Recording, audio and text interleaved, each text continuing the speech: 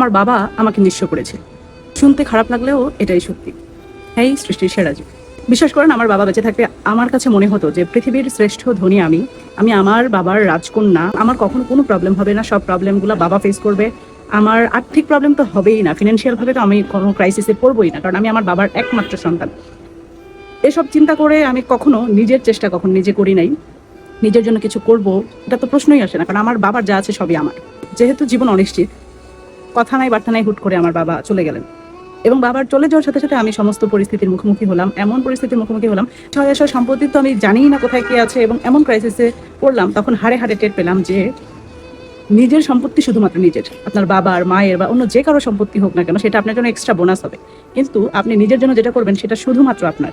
তো আমার বাবার কি আছে, মায়ের কি আছে, এসব চিন্তা না করে আপনার কি আছে সেটা চিন্তা করুন, এবং সেটা নিয়েই ট্রাই করা উচিত। বিশেষ করে আমার বাবার এমন একটা ক্ষমতা ছিল, সে মানুষকে চাকরি দিত। মানে সে হাজার হাজার মানুষকে কর্ম দিয়েছে, আর সেখানে আমি কেন অন্যের চাকরি করব, বা আমার তো চাকরি পেতে প্রবলেমই হবে না। কিন্তু এই সমস্ত আমার এই ধারণাকে মিথ্যে করে দিয়েছে তার মৃত্যু। বাবার কাছে যখন আমি যেতাম তখন মনে হতো পুরো এলাকাটা মনে হতো আমার বাবার। তো এমন একটা অনুভূতি আমার কাজ করতো যে আমি মনে হয় কোনো একটা স্বর্গে আছি, এবং এই স্বর্গে কখনো আমি কোনো অভাব ফেস করব না, আমার কোনো পরিস্থিতি কখনোই খারাপ হবে না, যার কারণে আমার কখনো কোনো ভবিষ্যৎ নিয়ে টেনশনই ছিল না।